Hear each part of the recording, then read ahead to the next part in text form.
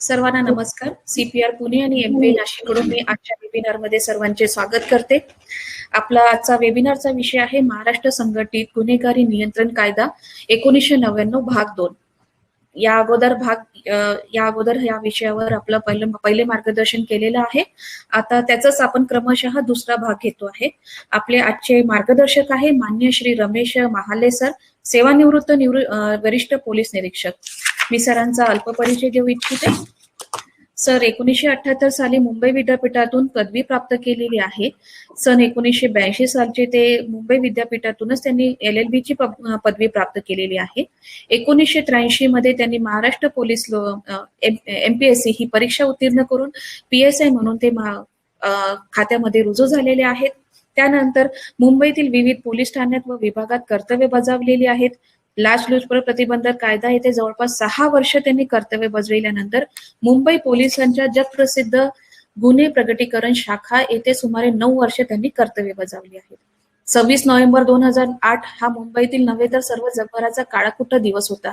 या दिवशी पाकिस्तानच्या 10 अतिरेक्यांनी मुंबईतील अत्यंत महत्वाच्या ठिकाणी हल्ले केले. प्रस्तुत हल्ल्याच्या तपासाचे एक मोठे आव्हान मुंबई पोलीस दलाला होते. या सर्व तपास मुख्य तपासी अधिकारी म्हणून माननीय श्री रमेश महाले सरांनी यांनी तपास केलेला. मुख्य तपासी अधिकारी म्हणून त्यांची निवड झालेली होती. त्यांनी सदर प्रकरणाचे एकूण 11,350 पानांचे दोषारोपपत्र दिनांक 25 फेब्रुवारी 2009 रोजी न्यायालयात सादर केले. त्यानंतर रमेश महाले यांनी सुनावणी न्यायालय, उच्च न्यायालय, सर्वोच्च न्यायालय येथे सतत पिछा पुरवून अटक करण्यात आलेल्या पाकिस्तानी दहशतवादी अजमल कसाब यास फाशीची शिक्षा मिळविण्यासाठी यशस्वी कामगिरी पार पाडली. शेवटी 21 नोव्हेंबर 2012 रोजी अजमल कसाब याला फाशी शिक्षा अंमलबजावणी झालेली आहे. सरांचे 30 वर्ष कालावधी त्यांनी केलेल्या विविध उत्कृष्ट कामगिरीच्या अनुषंगाने विविध वरिष्ठांसह महाराष्ट्र शासनाने एकूण 688 बक्षिसे दिली. रमेश महाले यांना सन 2001 साली महाराष्ट्र पोलीस महासंचालकांचे सन्मान चिन्हाने गौरविण्यात आले. तसेच 2011 रोजी प्रजासत्ताक दिन राष्ट्रपती महोदयाने भारतीय पोलीस दलातील सर्वोच्च मानाचे राष्ट्रपती देऊन त्यांना गौरविण्यात आलेले आहेत. एकंदरीत 30 वर्षाच्या सेवेनंतर दिनांक 23 मे 2013 रोजी रमेश महाले सर यांनी सेवानिवृत्ती घेतलेली आहे. तरी सरांचा पोलीस खात्याशी संबंध न तोडता त्यांनी विविध पोलीस प्रशिक्षण केंद्रात व विविध जिल्ह्यात त्यांनी आपल्या आपल्या मार्गदर्शन त्यांनी सहभाग दिलेला आहे. मी सरांना परत एकदा विनंती करते आणि परत मी सरांचे CPR पुणे आणि MP नाशिककडून आजच्या सत्रामध्ये मी सरांचे स्वागत करते आणि सरांना विनंती करते की त्यांनी आजचं सेशन सुरू करावं. धन्यवाद सर.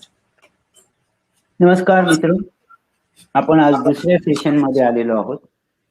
ह्या दुसऱ्या सेशन मध्ये मी पहिल्या सेशन मध्ये आपल्याला सांगितलं होतं की हा कायदा 30 कलम आणि 3 नियम एवढासा पातळ कायदा आहे. परंतु त्यानंतर उच्च न्यायालय म्हणा, सर्वोच्च न्यायालयाने म्हणा, जे काही निकाल दिले त्याच्या अनुषंगाने हा आता कायदा पुढे चाललाय. त्यावेळेला मी असंही सांगितलं होतं, कृपया ह्याचा गैरवापर करू नका. गैरवापर केला तर जसा टाळा आणि पोटा गेला तसा मोका पण जाईल आपल्या हातातून. आणि सर्वसामान्य म्हणजे IPCच्या कलमांपेक्षा वेगळे कलम, सगळ्या ह्याच्यात आपला फायदाच फायदा आहे. आणि इव्हन जर तुम्ही सुप्रीम कोर्टाचे किंवा हायकोर्टाचे निकाल ह्या मोकाच्या संदर्भात तर आपल्या फेवरेबल आहेत. म्हणजे वरिष्ठ कोर्टाच्या निदर्शनास असं आलेलं आहे की हे पोलीस जे काही हा कायदा अप्लाय करतायत तो विचार करून करतायत. कारण आपल्याला माहिती आहे ह्या कायद्याच्या कलमांचा अंतर्भाव करण्यासाठी DIG साहेबांपेक्षा कमी दर्जाच्या नसलेल्या अधिकाऱ्यांची मंजुरी पाहिजे. चार्जशीट दाखल करण्यासाठी ऍडिशनल DG साहेबांपेक्षा कमी दर्जाच्या नसलेल्या अधिकाऱ्याची सँक्शन पाहिजे. म्हणजे कोर्टालाही वाटते की हा कायदा अद्यापपर्यंत कुठे मिसयूज झालेला नाही किंवा कोणी एवढं त्या मिसयूज केल्याची चॅलेंज कुठे झालेली नाही. आणि हे जर आपल्याला टिकवायचं असेल तर ह्याही पुढे आपण ह्या कायद्याचा आतापर्यंत जसा गैरवापर केला नाही तसा पुढे देखील करू नये असं मला वाटते. आणि दुसरी गोष्ट, गैरवापर केला तर काय होते, एक 56 गोष्ट सांगतो आपल्याला. कलम 56 मुंबई पोलीस कायदा अन्वये तडीपार कारवाई करायचे अधिकार डीसीपी साहेबांना होते. लॉंग बॅक इन 1987, 86, 86, 84ला 85ला काय झालं की त्या डीसीपी साहेबांनी, मी नाव घेत नाही, मला नाव माहिती आहे, त्या डीसीपी साहेबांनी कायद्याच्या पुढे जाऊन 56ची कारवाई करून टाकली, त्यांना तडीपार केलं. त्यांनी अर्थात पहिलं गव्हर्नमेंटकडे चॅलेंज केलं, गव्हर्नमेंटने काय ऐकलं नाही त्यांची बाजू, हायकोर्टाकडे अपील केलं. हायकोर्टाने काय दिलं? हायकोर्टाने सांगितलं ह्या पुढे ह्या डीसीपी साहेबांनी कोणतीही प्रिव्हेंटिव्ह ऍक्शन करू नये. हा माझा, म्हणजे जरी त्या डीसीपी साहेबांचा जरी अपमान असला तरी मी माझा स्वतःचा समजतो, कारण मी प्रॉसिक्युशन साइडला बसलेलो आहे. तर त्यामुळे आपण जर का मिसयूज केला आणि उद्या कुठच्या तरी कोर्टाने असे काहीतरी रिमार्क्स मारले वैयक्तिकरित्या त्या पीआय वरती, सॉरी डीसीपी साहेबांच्या विरुद्ध किंवा ऍडिशनल डीसीपी साहेबांविरुद्ध, ऍडिशनल डीजी साहेबांविरुद्ध, तर आपल्याला मान खाली घालावी लागेल. आतापर्यंत झालेलं नाही या एमसीओसीच्या संदर्भात आणि आपण पुढेही व्हायला देऊ नये असं मला वाटते. एनिवे आपण आता आज आपण बघणार आहोत महत्वाचे इतर निकाल एमसीओसीच्या संदर्भात. कलम 21(4) अन्वये कोणाला जामीन मिळू शकतो, जामीन केव्हा मिळू शकतो हे याच्यात म्हटलं आहे. पहिलीच केस आहे the state of Maharashtra versus Vishwanath Maranna Shetty. ही आमची क्राईम ब्रांचची केस आहे.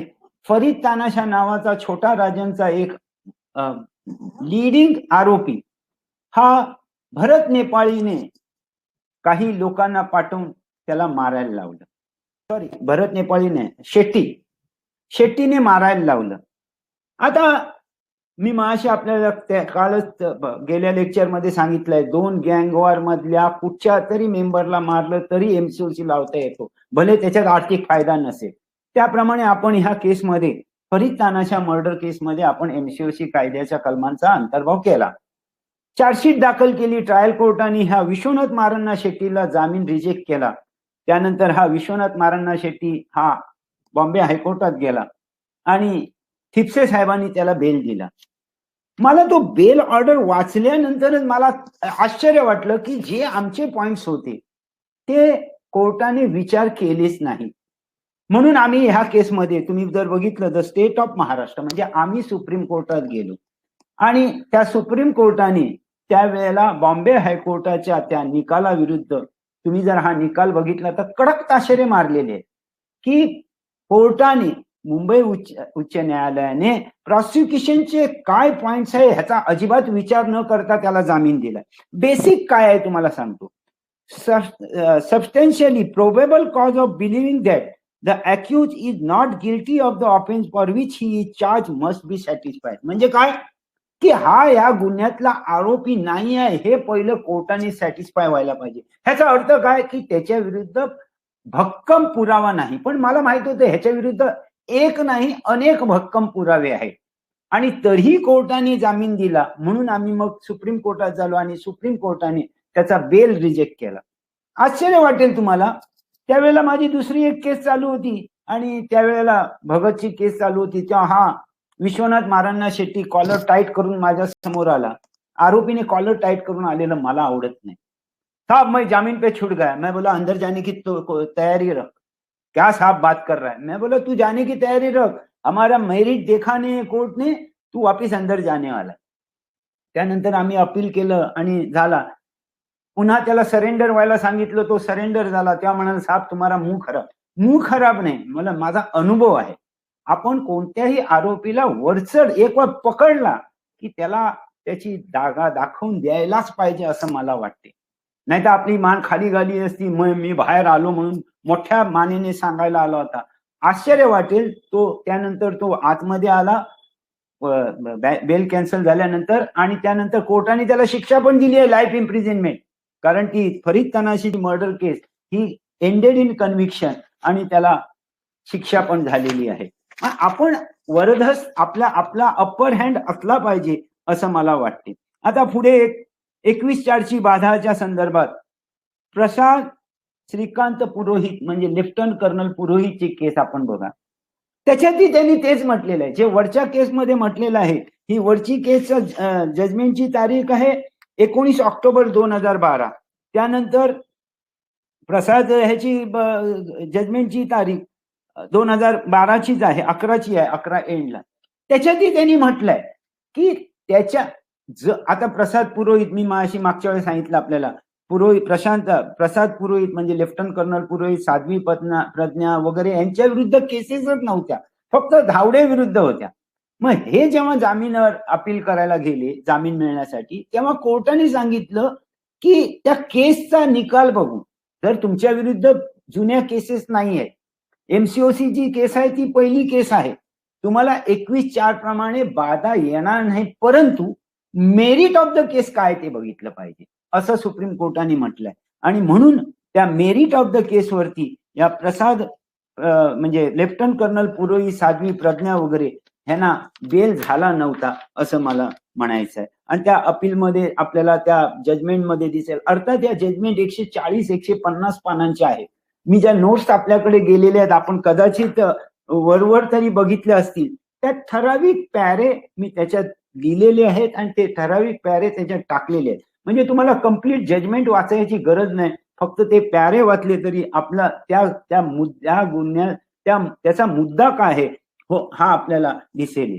आता पुन्हा स्टेट ऑफ महाराष्ट्र विचारात घेतलेल्या पूर्वीच्या गुन्ह्यापैकी एखादा गुन्हा जर हा अदखलपात्र स्वरूपाचा असला तरी प्रस्तुत कायद्याचा अंतर्भाव करणे साध्य होणार नाही असं जजमेंट आहे.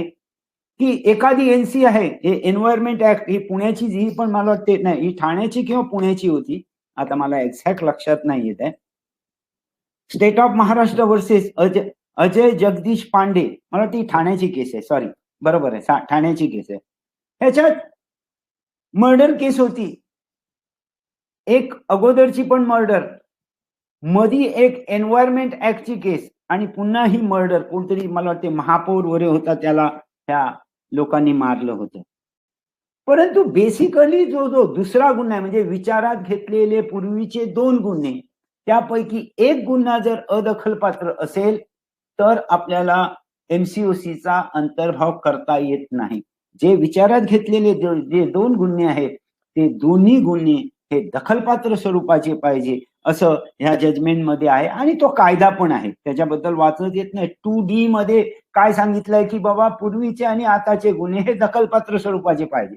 तरी हे ठाण्याने का केलं हे मला सांगता येणार नाही. केलं तर केलं, एक वेळ तुम्हाला ट्रायल कोर्टाने फेकून दिली तुमची केस, त्यानंतर जरी अपील कोर्टात जाता कामा नये होतं, तरी पण अपील कोर्टात गेले, म्हणजे बॉम्बे हायकोर्टात गेले, हायकोर्टाने आपल्याला फेकून दिलं, त्यानंतर आपण सुप्रीम कोर्टात पण गेलो आणि सुप्रीम कोर्टात देखील बेसिक मुद्दा आहे, कॉन्ट्ररी टू द लॉ कोणीही जजमेंट देऊ शकत नाही आणि ती जजमेंट होऊ शकत नाही असं माझं म्हणणं आहे. आणि आपण अननेसेसरी आपला पैसा, आपली वेळ, आपलं खर्च करत बसलो हायकोर्ट आणि सुप्रीम कोर्टापर्यंत. तर अशा परिस्थितीत आपण एखादा गुन्हा जरी अदखलपात्र स्वरूपाचा असेल, पूर्वीचा विचारात घेतलेला एखादा जरी गुन्हा अदखलपात्र स्वरूपाचा असेल तर त्याला एमसीओसी कायद्याच्या कलमांचा अंतर्भाव करता येत नाही अशी सांगणारी ती जजमेंट आहे. म्हणजे state of Maharashtra versus Ajay Jagdish Pandey and others ही ती जजमेंट आहे. पुढची जजमेंट आहे, तपासाधीन असलेल्या गुन्ह्यात मोक्का कायद्याचा अंतर्भाव केल्यानंतर वेगळ्या गुन्ह्याची नोंद करण्याची आवश्यकता नाही. कारण काय, आरोपीचे वकील हे कोणता ना कोणता मुद्दा घेऊन हायकोर्टात जातात. ही पण आमच्या क्राईम ब्रांचचीच केस आहे. त्यांचं काय म्हणणं होतं, पूर्वीच्या 2 रॉबरी केसेस आहेत, आता रॉबरीला तुम्ही एमसीओसी लावला, पण नाही, एमसीओसीला तुम्ही वेगळा गुन्हा नोंदवायला पाहिजे होता. असं मोठा रॉबर आहे जॉन डिसोजा, त्यांनी एसीपी साहेबांच्या नावाने हा म्हणजे अपोजिट आपला ऑपोनंट म्हणून, वर्सेस म्हणून आपल्या एसीपी साहेबांचं नाव त्याच्यात लिहिलं होतं. परंतु त्याही गुन्ह्यामध्ये जुनी जरी जजमेंट असली तरी तुम्हाला माहित असली पाहिजे, म्हणून मी इकडे रेफर दिलाय. वेगळा गुन्हा नोंदवायची गरज नाही आहे, त्या गुन्ह्याला फक्त कलम वाढवायची आहेत असं या 2 जजमेंटवरनं वाटते, दिसते आपल्याला. John D'Souza versus assistant commissioner of police म्हणजे क्राईम ब्रांच मुंबई, आणि दुसरी Mohin Vairuddin Qureshi versus state of Maharashtra, या दोन्ही जजमेंट मध्ये म्हटलेलं आहे वेगळा गुन्हा नोंदवायची गरज नाही. जो काही गुन्हा असेल, रॉबरीचा असेल, मर्डरचा असेल, एक्स्टॉर्शनचा असेल, त्याच्यात फक्त कलम वाढवायचा आहे वेगळा गुन्हा नोंदवायची गरज नाही. पुढची जजमेंट आहे बघा, मी आपल्याला प्रत्येक वेळेला सांगतो की हा ऍक्ट आपल्याला किती म्हणजे प्रॉसिक्युशनला किती चांगला आहे हे मी प्रत्येक वेळा पटवून देतो. काय होते की सर्वसाधारणपणे एखादी कंप्लेंट घेऊन येतो, आपण त्याचा अर्ज घेतला, आपण अर्ज चौकशी करतो. ललिता कुमारी वर्सेस स्टेट म्हणजे बिहार अँड अदर्स, ह्याच्यात त्यांनी म्हटलेलं आहे तुम्ही FIR दिल्यानंतर तुरंत केस रजिस्टर करा. परंतु त्याच्यात काही मुद्दे आहेत की ह्या मुद्द्यावरच्या केसेस असतील तर तुम्हाला प्राथमिक चौकशी करता येते.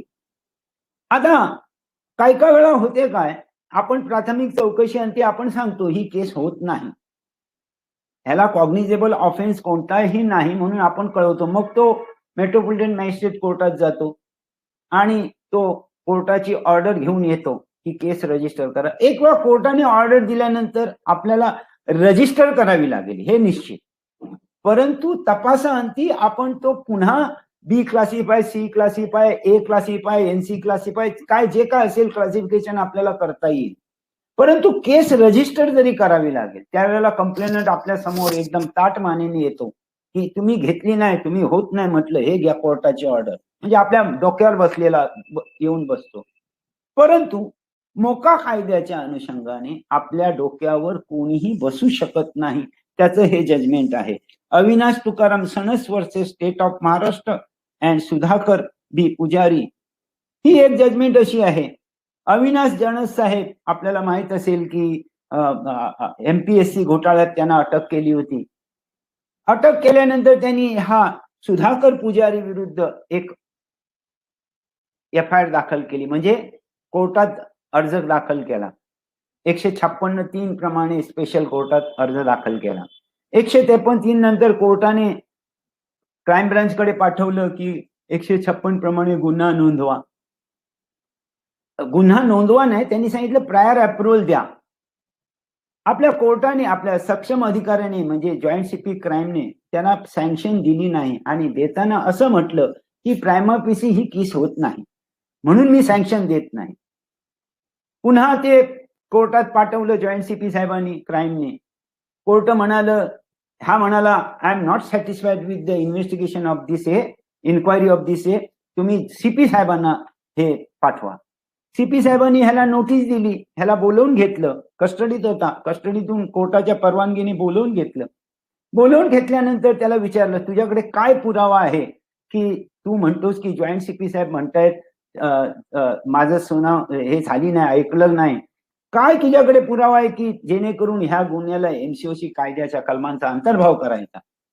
त्यांनी म्हटलं मला जे काही म्हणायचं आहे ते मी कोर्टात म्हणेन. CP साहेबांनी तसाच रिपोर्ट कोर्टात पाठवून दिला की बाबा ह्यांनी आम्हाला काही सांगितलं नाही, काही ग्राउंड सांगितले नाहीत की का होते हे सांगितलेलं नाही, त्यामुळे आम्ही ह्या केसला परमिशन देत नाही. कोर्टाने प्रायमरीली ऐकून घेतलं त्याचं ह्या सणस साहेबांचं आणि त्याचा अर्ज निकाली काढला की केस होत नाही म्हणून. त्या कोर्टाच्या आदेशाच्या अगेन्स्ट हे सणस साहेब गेले बॉम्बे हायकोर्टात की माझी 156 प्रमाणे 3 केस घेतली नाही. कोर्टाने सांगितलं जर हायकोर्ट म्हणते जर प्रायर अप्रुव्हल तुला मिळत नाही तर कोर्टाने केस घेण्याचा प्रश्न कुठे आला. त्यामुळे जी काय कोर्टाने ऑर्डर दिलेली आहे ती बरोबर आहे. म्हणजे जोपर्यंत आमचे ऍडिशनल CP किंवा त्यावरील अधिकारी प्रायर अप्रुव्हल देत नाही तोपर्यंत कोर्ट देखील काही करू शकत नाही, हे ह्या जजमेंट वरनं आपल्याला बघायला मिळेल. पुढची जजमेंट आहे UAPA आणि MCOC या दोन्ही कायद्याच्या कलमांचा अंतर्भाव एकाच गुन्ह्यात करता येईल का. एका वकील महोदयाने 26 of the general clauses act ची बाधा येते असा नवीन मुद्दा त्यांनी काढला. तर एखाद्या गुन्ह्यात UAPA आणि MCOC या दोन्ही कलमांचा अंतर्भाव करता येतो असं ही जजमेंट आहे. ही जजमेंट देखील पुन्हा बॉम्बे हायकोर्टाने दिली असली तरी आरोपीने सुप्रीम कोर्टात देखील त्याच्याबद्दल अपील केलं होतं आणि सुप्रीम कोर्टात देखील हा हरला होता. हा आपल्या ट्रेन ब्लास्टच्या केसेस आहेत, त्या केसमध्ये ATS मुंबईने UAPA आणि MCOC ह्या दोन्ही कलमांचा अंतर्भाव केला होता आणि तसं करता येत नाही असं आरोपीचं म्हणणं होतं, परंतु सुप्रीम कोर्टापर्यंत त्याचा काय टिकाव लागला नाही आणि त्यांचे अर्ज हा रिजेक्ट करण्यात आला.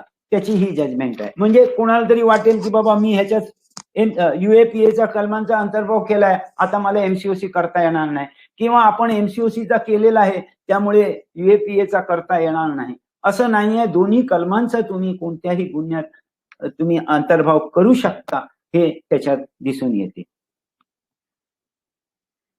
आता कबुली जबाब मी मगोदरी सांगितलं, पण ह्या जजमेंट्स का देतोय की उद्या ज्या वेळेला एखाद्या कोर्टात आपल्या केसला चॅलेंज केली जाईल, आणि मी असं म्हणत नाही की पब्लिक प्रॉसिक्युटरला काही येत नाही, पब्लिक प्रॉसिक्युटरला भरपूर येते, परंतु त्याला कामाचा बोजा एवढा आहे. आपल्याकडे मॅक्झिमम 2 किंवा 4 केसेस MCOCच्या असू शकतात, परंतु पब्लिक प्रॉसिक्युटर हा दिवसाला 30 केसेस 40 केसेस चालवत असतो, त्यामुळे सगळ्या गोष्टी त्याच्या काय लक्षात राहू शकत नाही.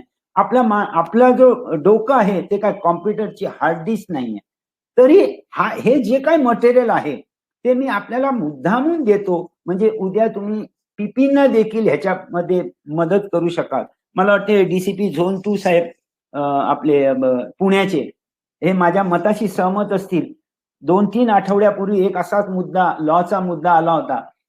Court was about to reject that our application. मला DCP साहेबांनी फोन केला, म्हणाले असंच आहे. मी त्यांना 1-2 जजमेंट दिल्या, त्या PP साहेबांकडे पाठवल्या. PP साहेबांनी त्या जजमेंटवरनं कोर्टाला आर्ग्युमेंट केली आणि कोर्टाने मग आपल्या बाजूने निर्णय दिला. सगळ्यांना सगळ्या गोष्टी माहीत असू शकतात. मला पण बऱ्याच गोष्टी मलाही माहीत नसतील की बाबा काय आहे ते, तरी पण ह्या ज्या काय माझं नॉलेज आहे त्याच्या अनुषंगाने मी हे तुम्हाला देतोय, त्याचा वापर आपण चांगल्या पद्धतीने करूया असं मला वाटते. त्याच्यात असं आहे की कलम 3 नियम 3 मध्ये एक सर्टिफिकेट दिलेलं आहे की असं सर्टिफिकेट त्या कबुली जबाबाच्या खाली पाहिजे. तंतोतंत तसं नाही म्हणून काही आरोपीने कोर्टात अपील केलं की तंतोतंत तसं नाही, ह्याचं काहीतरी वेगळंच सर्टिफिकेट आहे. आता तसंच जर सर्टिफिकेट दिलं असतं तरी पुन्हा म्हणाले असते हे मेकॅनिकली त्यांनी सर्टिफिकेट दिलंय. तर सुप्रीम कोर्ट म्हणते की आवश्यकता नाही तसंच्या तसं असायची. वेगळं जरा असलं तरी मतितार्थ त्याचा तोच आहे तरी भरपूर झालं. आणि ह्याच्यात दुसरा एक मुद्दा आहे. मी त्या दिवशी आपल्याला म्हटलं होतं मिलिंद वैद्य केस मी तुम्हाला सांगितलं होतं. solely on confession of the statement of the accused as well as co-accused can be convicted. solely फक्त कबुली जबाब, सह आरोपीचा कबुली जबाब आहे, बाकी पुरावा काही नाही, तरीही को-अॅक्युजला त्याला शिक्षा होऊ शकते असं सुप्रीम कोर्टाने ह्या निकालात म्हटलेलं आहे. तेच मी त्या दिवशी तुम्हाला सांगितलं होतं. मिलिंद वैद्य माजी महापौर मुंबईचा, त्यांच्या विरुद्ध अटॅक झाला होता. त्या केसमध्ये ज्या कन्व्हिक्शन झालं आणि मग कन्व्हिक्शन नंतर ती सुप्रीम कोर्टात, ती ताडाची केस होती, अर्थात ताडा मोका पोटा सगळ्या एकच केसेस आहेत, फक्त थोडासा इकडे तिकडे फरक केलेला आहे. आणि ताडामध्ये काय होतं की ट्रायल कोर्ट आणि ताडा स्पेशल कोर्टाने एक वेळा कन्व्हिक्शन दिलं तर त्याला अपील हे फक्त सुप्रीम कोर्टात होत, परंतु मोकामध्ये तसं नाही. अपील हे हायकोर्टात देखील आहे. त्यामुळे आपल्याला ही जी केस दिसेल ती आपल्याला डायरेक्ट सुप्रीम कोर्टाची आपल्याला दिसली. दुसरी, कबुली जबाबाचे प्रमाणपत्र हे मोका कायद्यात नमूद केलेल्या प्रमाणे असण्याची आवश्यकता नाही. त्याची हे दुसरी जजमेंट आहे, ती सुद्धा सुप्रीम कोर्टाचीच आहे. त्यामुळे ह्या 2 जजमेंट मी आपल्याला जाणून बुजून दिलेल्या आहेत. नसेल तरी असलं तरी चालेल, पण असलं तर उद्या असं म्हणण्याची शक्यता आहे मेकॅनिकली मागचं बोलून पुढे ह्यानी ऑर्डर दिलेली आहे असं म्हणण्याची शक्यता आहे. म्हणून थोडासा जरी फरक केला तरी करायला हरकत नाही. परंतु एखाद्या सक्षम अधिकारी ज्यांना कबुली जबाब जे नोंदवून घेतात, एखाद्या सक्षम अधिकाऱ्याने जर का एक टाईपचं सर्टिफिकेट केलं तर मला वाटतं ते कायम ठेवावं की माझी पद्धत ती आहे असं सर्टिफिकेट द्यायची. परंतु सगळ्या DCP साहेबांनी जर एकाच प्रकारचं असं दिलं पण मतितार्थ एकच पाहिजे, तर मग हे मेकॅनिकली केलं असं म्हणायला त्यांना वाव मिळू शकेल कदाचित. परंतु तसा वाव न देता थोडासा जरी फरक केला तरी हरकत नाही असं मला वाटते. ज्या गुन्ह्यात गेल्या वेळेलाही सांगितलं होतं, आता फक्त तुम्हाला जजमेंट सांगतोय. ज्या गुन्ह्यात मोक्काचा अंतर्भाव केलेला आहे त्या गुन्ह्यात संबंधित आरोपीचा सहभाग असणे आवश्यक आहे. त्या संघटित गुन्हेगार टोळीचा तो सदस्य आहे या एकाच मुद्द्यावर त्यास मोक्काचा अंतर्भाव केलेल्या गुन्ह्यात अटक करता येणार नाही असा ही जजमेंट आहे. मंगेश माणे कंचन वर्सेस स्टेट ऑफ महाराष्ट्र. आपल्या जजमेंटची तारीख आहे 13 जुलै 2015. म्हणजे काय, मी मागच्या वेळेला उदाहरणासकट सांगितलं. छोटा राजांनी एक गुन्हा केला. पहिल्या वेळेला त्यांनी अ ब क हे पाठवले पहिल्या गुन्ह्यात, दुसऱ्या गुन्ह्यात ड इ फ पाठवले आणि तिसऱ्या गुन्ह्यात ज्यात आपण एमसीओसी लावलेला आहे तो GHI हे 3 आरोपींना पाठवले. तर ह्या GHI ज्याला आपण मोक्का कलमांचा कायद्याच्या कलमांचा अंतर्भाव केलेला आहे त्या गुन्ह्यात पहिला गुन्हा आणि दुसऱ्या गुन्ह्यातल्या लोकांना सदस्यांना अटक करता येणार नाही. तर त्यांनी जो गुन्हा ज्या गुन्ह्यात आपण एमसीओसीच्या कलमांचा अंतर्भाव केलाय त्या गुन्ह्यात त्यांनी सहभाग घेतलेला असणे आवश्यक आहे असं ह्या जजमेंटवरनं मी मागे सांगितलं होतं. त्याचा आता तुम्हाला फक्त जजमेंटच्या रूपात पुढे आपल्याला सांगत आहे. पुढे मोक्का कायद्याच्या कलमांचा अंतर्भाव करण्यात मंजुरी मिळण्याच्या प्रस्तावात सक्षम अधिकाऱ्यांच्या आदेशात संबंधित नावाचा आरोपीच्या नावाचा उल्लेख नसला तरी चालेल. गेल्या वेळेला मी विनोद असरानीचं उदाहरण दिलं की प्रायर अप्रुव्हल मध्ये नसेल तरी चालेल, नंतर तुम्हाला तपासामध्ये मिळालं त्याची ही जजमेंट तुम्हाला दिली. परंतु आता इकडे रायडर लावलेला आहे. परंतु अंतिम अहवाल न्यायालयात दाखल करण्याच्या प्रस्तावात व सक्षम अधिकाऱ्याच्या आदेशात संबंधित आरोपीचे नाव असणे आवश्यक आहे. म्हणजे प्रायर अप्रुव्हल मध्ये एखाद्या आरोपीचं नाव नसेल तरी चालेल, परंतु फायनल म्हणजे चार्जशीट दाखल केलेल्या ह्याच्यात बाकी त्या आरोपींचं नाव म्हणजे आरोपीची हे घ्यायला पाहिजे. प्रदीप माणगावकर उर्फ बंड्या मामा हा छोटा राजांचा एकेकाळाचा राईट हँड, आता त्याचा आणि त्यांचं पटत नाही हा नंतरचा भाग आहे. ही देखील क्राईम ब्रांचचीच केस आहे की त्याचं म्हणणं आहे प्रायर अप्रुव्हल मध्ये नाव नव्हतं माझं त्यामुळे मला मोक्कामध्ये अटक करता येणार नाही. तर बॉम्बे हायकोर्ट म्हणते की त्याची आवश्यकता नाही, परंतु तुमच्या विरुद्ध दोषारोप पत्र दाखल करताना मात्र त्या दोषारोप पत्राच्या ह्याच्यासाठी रिझनिंग सह सक्षम अधिकाऱ्याने तुम्हाला परमिशन द्यायला पाहिजे, तुमच्या नावाची परमिशन द्यायला पाहिजे असं त्याच्यात नमूद केलेलं आहे. पुढची जजमेंट आहे मोक्का कायद्यान्वये न्यायालयात दोषारोप पत्र दाखल करण्यात सक्षम अधिकाऱ्यांनी मंजुरी न दिल्यास व अटकेपासून 90 दिवसाचा कालावधी उलटून गेल्यास आरोपींनी जामीन अर्ज दाखल करण्यापूर्वी दोषारोप पत्र दाखल न केल्यास आरोपितांना जामिनाचा हक्क प्राप्त होतो. म्हणजे काय होते, आपण तपास करतो 120व्या दिवशी आपण सक्षम अधिकाऱ्याकडे पाठवतो सँक्शनसाठी, सँक्शन आपल्याला काही कारणास्तव मिळत नाही. अशा परिस्थितीत त्यांनी जर का अर्ज केला जामिनाचा की माझ्यावरती एमसीओसीचा दोषारोप पत्र दाखल केलेलं नाही, म्हणजे सॉरी IPC प्रमाणे माझे 90 दिवस होऊन गेले म्हणून मला जामिनाचा हक्क आहे, त्याला जामीन मिळतो. अशा वेळेला आपणही थोडंसं चालबाजी करायला पाहिजे. जी आपल्याला रिजेक्ट झाली सँक्शन चार्जशीट टाकायची, जी आपल्याला सँक्शन रिजेक्ट करण्यात आली सक्षम अधिकाऱ्याने, ती कोर्टात दाखल करण्यापूर्वी तिकडे एका ऑफिसरला उभं करा आणि तुमच्या आपल्या रेग्युलर कोर्टाकडे एक ऑफिसरला उभं करा. तिकडे अर्ज करा आम्हाला करता येत नाही म्हणून इकडे ताबडतोब चार्जशीट टाकून द्या. त्यावेळेला असं होईल की ज्या दिवशी कोर्टात अर्ज केला त्या दिवशी परिस्थिती काय होती, तर ऑलरेडी चार्जशीट दाखल केली होती, म्हणजे त्याला जामीन मिळणार नाही असे एक आपण खेळी खेळायला पाहिजे आणि ते आपण खेळी ही आपण केलेली आहे. अशाच प्रकारे गोंदियाची ही केस होती, मीही त्या केसकडे फार लक्ष देऊन येतो. अर्थात मला तिकडच्या वरिष्ठांनी मला सांगितलं म्हणून मी त्याच्यात मेहनत केली होती आणि आपण हे केलं. तीच तशीच जजमेंट आहे दुसरी जजमेंट विजेंद्र उर्फ Gijrya Suresh Lonare and Vicky Damodar Rokade versus state of Maharashtra. Same case आहे, काही फरक नाही, दोघांची सेम आहे. आपण काय करायला पाहिजे, नाही तर काय होते की बाबा 120व्या दिवशी सँक्शन न्यायालय रिजेक्ट होऊन आता आरोपींना जामीन होणार. असं आपण हात टाकून बसू नका. एक आरोपी एक ऑफिसर तिकडे ठेवा, एक ऑफिसर इकडे ठेवा. इकडे आम्हाला सँक्शन मिळाली नाही म्हणून टाकू शकत नाही असा अर्ज करा आणि ताबडतोब इकडे 11:10ला तिकडे अर्ज, 11:12ला इकडे चार्जशीट सबमिट.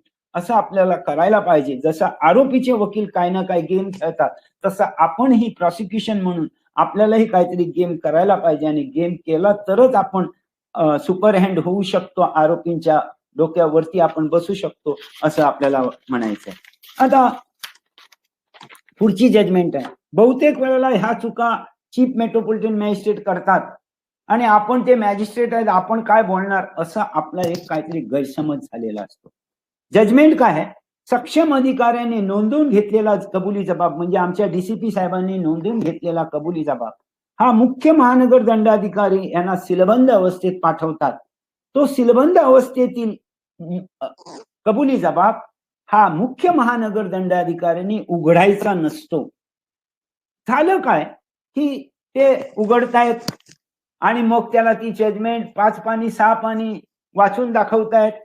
मग तो आरोपी म्हणतो हे मला मान्य नाही, हे मला मान्य आहे, ते मला मान्य नाही, हे मला मान्य. असे काही मुद्दे तो ऍक्सेप्ट करतो आणि काही मुद्दे तो रिजेक्ट करतो.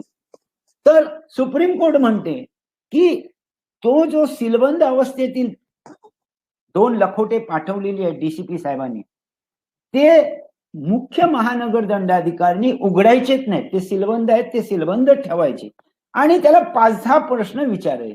काय तुला आम्ही दाखवलंय काय, तुला काय फोर्स केलाय काय, तुला काय मारलं काय, तुला काय साक्षीदार म्हणून टेंडर ऑफ पार्डन म्हणजे माफीचा साक्षीदार म्हणून करणार आहे काय, तू स्वखुशीने हा कबुली जबाब दिलायस का, एवढंच विचारायचंय. तेवढे प्रश्न विचारायचे आणि तेवढेच उत्तरं घ्यायची आणि तिसरा सीलबंद लखोटा करून तो ट्रायल कोर्टात पाठवायला पाहिजे. आमच्या बऱ्याच केसेसमध्ये हे होत होतं. चीफ मेट्रोपॉलिटन मॅजिस्ट्रेट उघडत होते आणि विचारत होते आणि मग तिसरा लखोटा ते असं झालं आणि हा मान्य केलं आणि ते मान्य केलं नाही असं देत होते. एकदा आम्हाला आमच्या कोर्टाने बोलवलं, म्हणे हे त्याला करायला मुख्य महानगर दंडाधिकाऱ्यांना करायला अधिकारच नाहीये असं सुप्रीम कोर्टाने भरत छगनलाल रघानी अँड अदर्स मध्ये दिलेलं आहे. मग आम्ही चीफ मेट्रोपॉलिटन मॅजिस्ट्रेट कडे गेलो की साहेब आम्हाला असं कोर्टाने असं आमच्या निदर्शनास आणून दिलंय, तर हे काय ती जजमेंट जरा बघा आणि कृपया ते दोन्ही पार्ट तुम्ही उघडू नका, बंद ठेवा आणि त्याच्याजवळ मला काय जे काय प्रश्न विचारायचे ते प्रश्न विचारा आणि त्याची उत्तरं तुम्ही घ्या आणि त्याची सही घ्या, तुमची सही घ्या आणि तिन्ही बंद लखोटे हे तुम्ही कोर्टात पाठवा.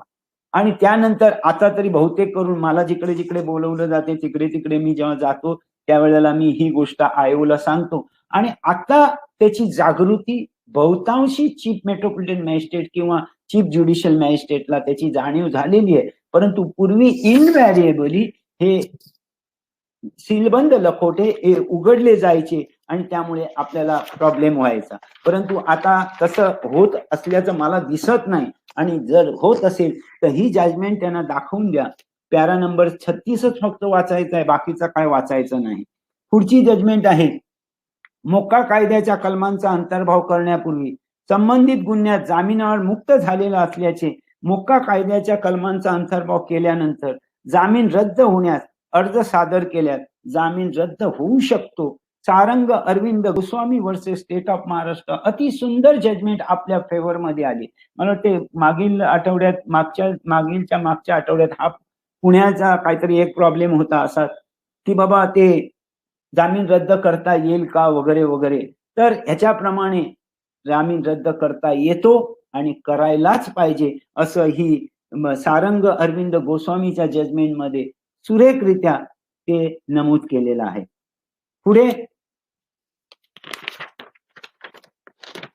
भारतीय दंडविधानच्या गुन्ह्यात न्यायालयाने जामीन मंजूर केल्यानंतर मोक्का कलमांचा अंतर्भाव केल्यास संबंधित आरोपीचा जामीन रद्द करणे किंवा न करणे हा मोक्का न्यायालयानेच निर्णय घ्यावा. आपल्याला माहित नसते. मेट्रोपॉलिटन मॅजिस्ट्रेट कोर्टाने समजा 387 केलं, मेट्रोपॉलिटन मॅजिस्ट्रेटने जामीन दिला, नंतर आपण एमसीओसी कलमांचा अंतर्भाव केला, आपण जातो मेट्रोपॉलिटन मॅजिस्ट्रेट कडे की ह्याचा जामीन रद्द करा.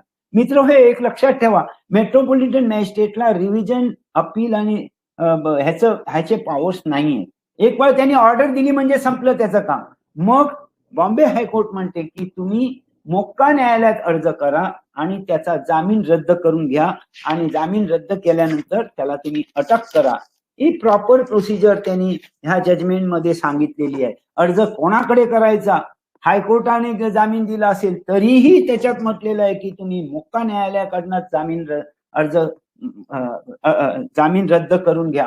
कारण मोका कलम हे इतर कलमांपेक्षा फार सिरियस प्रकारचं कलम आहे. बट नॅचरली ह्याच्यात दंड आहेत 5-5 लाख रुपये. त्याच्याबद्दल मी तुम्हाला पुढच्या जजमेंट मध्ये सांगेन. 5 लाख रुपये दंड, आजन्म कारावास वगैरे वगैरे.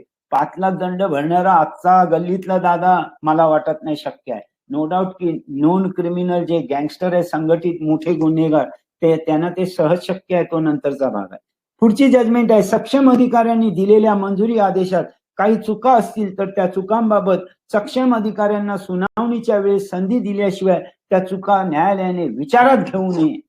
काहीतरी चूक झाली असेल त्या सँक्शन ऑर्डर मध्ये, त्याचा विचार जामिनासाठी केलेल्या अर्जाच्या वेळेला करता येत नाही असं हे बॉम्बे हायकोर्टाने म्हटलेलं आहे.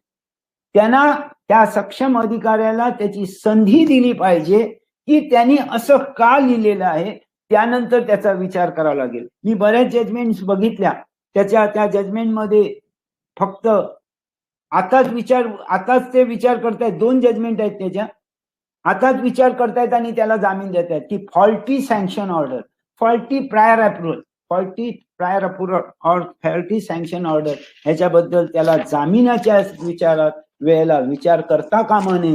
त्या अधिकाऱ्याला देखील संधी दिली पाहिजे ज्यांनी प्रायर अप्रुव्हल किंवा फायनल ऑर्डर दिलेली आहे. त्याला संधी दिल्यानंतर त्याचा फॉल्टी आहे का काय ह्याचा विचार करावा. अशा त्या 2 जजमेंट अशी मी आपल्याला सांगितल्या. एक तर बॉम्बे हायकोर्टाची आणि एक सुप्रीम कोर्टाची आहे. ही अनिल सदाशिव नांदोसकर ही सुप्रीम कोर्टाची जजमेंट आहे त्यानंतरची ह्याच्यात. आणि आश्चर्य वाटेल तुम्हाला ह्या अनिल सदाशिव नांदोसकर केसमध्ये 5 अधिकारी, फक्त 5 अधिकाऱ्यांनी विटनेस म्हणून साक्ष दिली. सुप्रीम कोर्टाने, ट्रायल कोर्टाने त्याला ताडामध्ये कन्व्हिक्शन दिलं 5 वर्षाचं. अपीलमध्ये सुप्रीम कोर्टात गेले. सुप्रीम कोर्ट म्हणते की बाबा ह्या 5 अधिकाऱ्यांच्या एव्हिडन्स मध्ये कॉन्ट्राडिक्टरी, ओमिशन अँड ऍडिशन काहीच निघालेलं नाही. ऑन द कॉन्ट्ररी कोराबोरेशन आहे. मग पोलिसांवरती का विश्वास ठेवू नये असं त्यांनी निकालात सांगितलेलं आहे. आणि त्याची हायकोर्ट, सुप्रीम कोर्टाने त्याचं ताडाचं कन्व्हिक्शन कन्फर्म केलेलं आहे की ही जजमेंट आहे Anil Sadashiv Nandoskar versus state of Maharashtra. वाचण्यासारखी जजमेंट आहे. त्यावेळेला ताडा आपल्याला माहिती आहे की ताडा आता जसं एमसीओसी एसीपी साहेबांनी तपास करायला पाहिजे तसा ताडाचा तपास हा पीआय करू शकत होते. आणि त्याच्यात आपण हे अशा प्रकारे हे कन्व्हिक्शन घेतलं. पुढे ज्या गुन्ह्यात मोका कलमांचा अंतर्भाव केलेला आहे तो गुन्हा घडल्याच्या तारखे अगोदरच मी सांगितलेलं आहे. पहिली जजमेंट सुप्रीम कोर्टाची, आता तिला उशीर झाला परंतु ही आता रिसेंट जजमेंट आहे 2016ची म्हणून रिपीट केली आहे. मुद्दा अगोदर आपण डिस्कस केलेला आहे त्याच मुद्द्यावरती आता ही दुसरी जजमेंट, तीही सुप्रीम कोर्टाची होती, ही बॉम्बे हायकोर्टाची आहे पुढची. त्यामुळे ह्या जजमेंट मध्ये मी जास्त वेळ खर्च करत नाही. मी मगाशी आपल्याला अगोदरही आपल्याला सांगितलं होतं कलम 2D मध्ये जे काय बसतील तेच आपल्याला करता येईल. म्हणजे फोर्सवर यूज केला पाहिजे, प्लस काहीतरी आर्थिक फायदा स्वतःसाठी, दुसऱ्यासाठी, इतरांसाठी असा काहीतरी आर्थिक फायदा आहे. आता आपण 324 बघा, 326 बघा, 34 बघा, ह्याच्यात काय फक्त फोर्स यूज केलेला आहे, त्याच्यात आर्थिक फायदा काहीही नाही.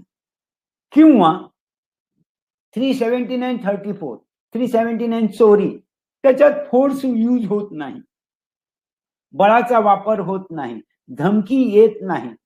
अशा गुन्ह्याला आपल्याला एमसीओसीच्या कलमांचा अंतर्भाव करता येणार नाही असं बॉम्बे हायकोर्टाने सांगितलेली ही जजमेंट आहे.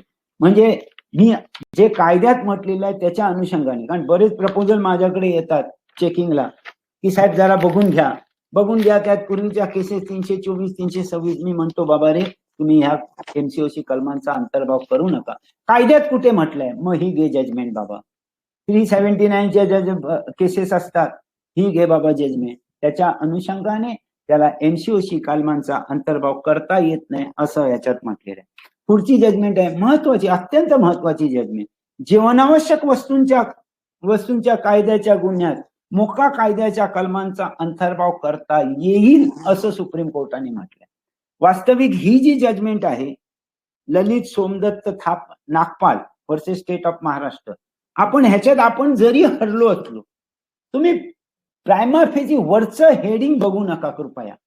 तुम्हाला ते वाचायचं असेल तर मी त्या जजमेंटमध्ये मी काही मुद्दे दिलेले आहेत, ते मुद्दे आपल्याला जर बघितले तर तुमच्या लक्षात येईल. जीवनावश्यक वस्तूमध्ये फोर्स काय नसतो, फक्त आर्थिक फायदा हाच असतो. परंतु ज्या गुन्ह्याला क्राईम ब्रांच मुंबईने लावलं होतं 1906 साली, त्यावेळेला हा जो जीवनावश्यक वस्तू कायद्याच्या कलमांचा जो शिक्षा होती ती 2 वर्षापेक्षा कमी होती, 3 वर्षापेक्षा कमी होती. परंतु आता त्याच्यात अमेंडमेंट झाली आहे जीवनावश्यक वस्तूच्या ह्याच्यात. ज्या वेळेला हे सुप्रीम कोर्टात आलं त्यावेळेला त्याची शिक्षा होती 10 वर्ष. तुम्ही जजमेंट वाचा, ती संपूर्ण जजमेंट वाचा, तुम्हाला व्यवस्थित समजेल की अगोदरच्या ह्याच्यात फक्त 2 वर्षाची शिक्षा होती, तरी आपण त्याला एमसीओसी कलमांचा अंतर्भाव केला म्हणून तो करता येणार नाही. बॉम्बे हायकोर्टाने पण आपल्याला फेकून दिलं, परंतु सुप्रीम कोर्ट म्हणते मी फेकून देतो ही केस. परंतु कोणत्या मुद्द्यावरती, तर मूळ मुद्दा की ह्याच्यावरती 2 वर्षापेक्षा कमी शिक्षा आहे. परंतु आता अमेंड होऊन जीवनावश्यक वस्तूंच्या कायद्याला 10 वर्षाची शिक्षा झाली म्हणून आता करता येईल असं ह्या जजमेंट मध्ये म्हटलंय. अति सुंदर जजमेंट. आम्ही टेस्ट केस म्हणून शिवडी आणि वडाळ्याच्या काही केसेसना जीवनावश्यक वस्तूच्या ह्याच्यात आम्ही केल्या आणि आम्ही त्याच्यात आतापर्यंत विजय आमचा झालेला आहे. हायकोर्टाने वगैरे आपल्या फेवर मध्ये दिलेले आहे. पुढे मोका कायद्याअंतर्गत आरोपातून एखादा आरोपी सुटला असेल आणि त्याच गुन्ह्यातील पाहिजे आरोपीस अटक केल्यानंतर त्याला पुन्हा समजा, म्हणजे 4 आरोपी आहेत, ह्याचं उदाहरण मी तुम्हाला सांगतो. 4 आरोपी आहेत, 4 पैकी 3 आरोपी सुटले, आपण एकाला वॉन्टेड दाखवलं होतं. आता वॉन्टेडला पकडलं तर फक्त आयपीसी मध्ये टाकायचं की मोकामध्ये काय, कारण ते 3 आरोपी मोका न्यायालयाने सोडून दिले. तरी बॉम्बे हायकोर्ट म्हणते जरीही त्या 3 आरोपींना मोकामधनं सोडलेलं असलं, तुम्ही 4था आरोपी आता पकडलेला आहे त्याला मोकाप्रमाणेच कारवाई करायला पाहिजे असं बॉम्बे हायकोर्टाने ह्या जजमेंट मध्ये सांगितलेलं आहे. Anwar Elahi Fazal Elahi Khan versus state of Maharashtra, murder केली दहिसरच्या हद्दीत, रॉबरी करताना गेला पळून, 3 आरोपींना पकडलं क्राईम ब्रांचने, 3 आरोपी नंतर सुटले, पुन्हा एक रॉबरी केली, आम्ही पकडलं आणि पुन्हा त्याच्यावरती त्या केसचं चार्जशीट दाखल केलं. त्याच्या अनुषंगाने तो गेला होता, त्याला ते बेल ऍप्लिकेशन त्याचं रिजेक्ट केलं आणि आमच्या केसमध्ये त्याला लाईफ इम्प्रिझनमेंट लागली, कारण पुन्हा आमच्याकडे मर्डरच होती, सॉरी रॉबरी होती आणि त्या रॉबरीमध्ये त्याला लाईफची शिक्षा लागली. लोक काय काय डोकं चालवतायत कोणत्या ह्याच्यानुसार, तर कशासाठी की मोकामध्ये त्याला जामीन मिळत नाही म्हणून तो इकडे ही पण मोका केस आहे म्हणून त्यांनी त्याच्यातून सुटण्यासाठी त्यांनी ती धडपड केली होती, ती आपण ब्लॉक करून टाकली. पुढे मोका कायद्याच्या कलमांचा अंतर्भाव करण्यास विचारात घेतलेले पूर्वीचे 2 गुन्हे हे देखील मोका कायदा कलम 2ईचेच अंतर्गत असावेत, अन्यथा मोका कायद्याच्या कलमांचा अंतर्भाव करता येणार नाही. म्हणजे आताच्या केसमध्ये फोर्स वगैरे आहे, आताच्या केसमध्ये धमकी आहे, आर्थिक व्यवहार आहे, सगळं आहे, परंतु पूर्वीच्या केसमध्ये देखील पाहिजे असं सांगणारे मी मागच्या वेळी तुम्हाला सांगितलं होतं, त्याची फक्त आता ही जजमेंट तुम्हाला इकडे देत आहोत. आता ही काही मी म्हणजे हे झाल्यानंतरही माझा सर्च चालूच असते. मी तुम्हाला सांगितलं आतापर्यंत हे 2 पुस्तकं झाली. पहिलं लेक्चर एका पुस्तकावरती झालं, दुसरं लेक्चर दुसऱ्या पुस्तकावरती झालं. आता ह्याच्यात त्याच्यानंतरचे नवीन मुद्द्यांचे जजमेंट आलेले आहेत, 2015ला आले आहेत, 2020 मध्ये आले आहेत. त्याचाही आपण थोडासा विचार करायला पाहिजे, कारण ह्या जजमेंट्स मी आपल्याला दिलेल्या नाहीत, कारण माझं हे पुस्तक पूर्ण झालेलं नाही. मुद्दा काय आहे, पूर्वी एकापेक्षा जास्त गुन्हा नोंदवलेला आहे, त्याचा अंतिम अहवाल न्यायालयात दाखल केलेला आहे, न्यायालयाने त्याची दखल घेतलेली आहे म्हणून फक्त MCOC कलमांच्या कायद्याच्या कलमांचा स्वतंत्र गुन्हा नोंदवता येणार नाही. आमची डोकी फार चालत असतात की 2 रॉबऱ्या केल्या, पकडलं, चार्जशीट टाकली, आतमध्ये पाठवलं, तो जामिनावरनं बाहेर आला. मग आता कलम 3(2) प्रमाणे नवीन केस मी दाखल करतो पोलीस ऑफिसरच्या FIR वरनं, तसं आपल्याला करता येणार नाही. अगोदरही सांगितलं होतं, पुन्हा ही ती बॉम्बे हायकोर्टाची जजमेंट होती, ही सुप्रीम कोर्टाची जजमेंट आहे. त्यांनी काहीतरी ऍक्ट केला पाहिजे. तो सतत अजूनही त्या गँगमध्ये गँग सोबत असला पाहिजे, कुठेतरी तो वसुली करत असला पाहिजे. म्हणजे आपण टॅपिंग वगैरे जे करतो त्या टॅपिंगच्या अनुषंगाने आम्ही 2 आरोपींना, छोटा शकील बरोबर हा असतो म्हणून आम्ही त्याची एक केस घेतली होती, त्याच्यात आम्ही कन्व्हिक्शन पण घेतलं. त्यावेळेला आमचं म्हणणं असं होतं, त्याचा ऍक्ट काय की तो अजूनही त्याच्या संगतीत आहे आणि त्यांच्या इन्स्ट्रक्शन प्रमाणे काम करतो, अशी ते आमची केस होती.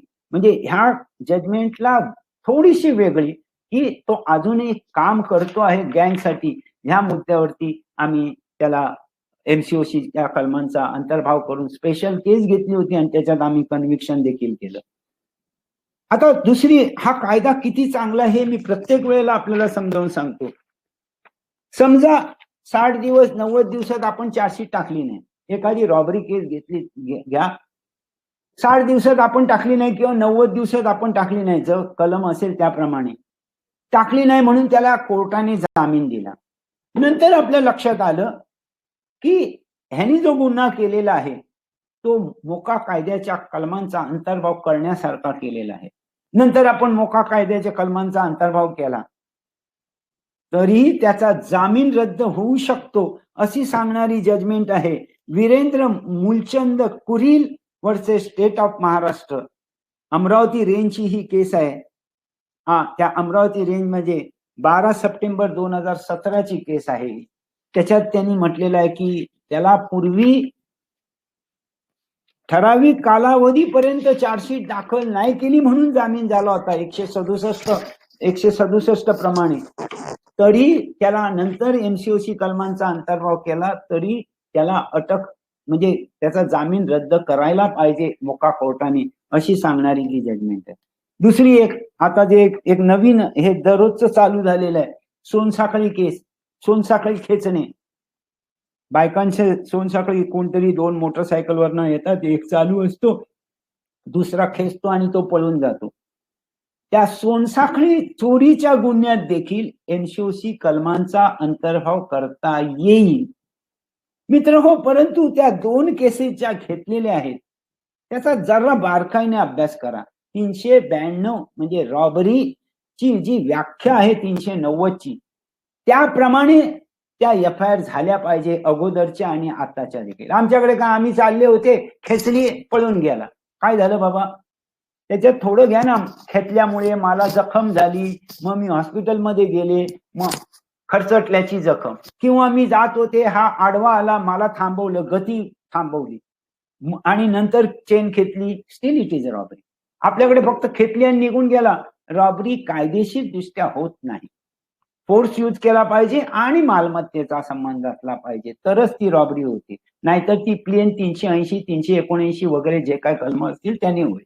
तर कृपया थोडस लक्ष द्या की काहीतरी झालं, खेचली, मी पडले खाली, म्हणजे तिची गती रोखली म्हणजे रॉबरी झाली. आपण हे काय गोष्टी घेतच नाही, खेचली गेला पळून, कोणतरी ड्युटी ऑफिसर आपला वैतागलेला ड्युटी ऑफिसर आपली FIR घेतो आणि जातो, त्यावेळेला आपलं काम आहे की ह्या ज्या काय गोष्टींचा अंतर्भाव आहे रॉबरीच्या कलमांचा, व्याख्या कलमांचा, त्याचा अंतर्भाव करा आणि मग तुम्ही MCOC त्या चेन स्नॅचिंगला देखील लावू शकता, असं बॉम्बे हायकोर्टाची इम्रान फिरोज मिर्झा उर्फ Irani versus state of Maharashtra या केसमध्ये आपल्या रेवती ढेरे मॅडमने 20 जानेवारी 2021 या वर्षाचीच केस आहे.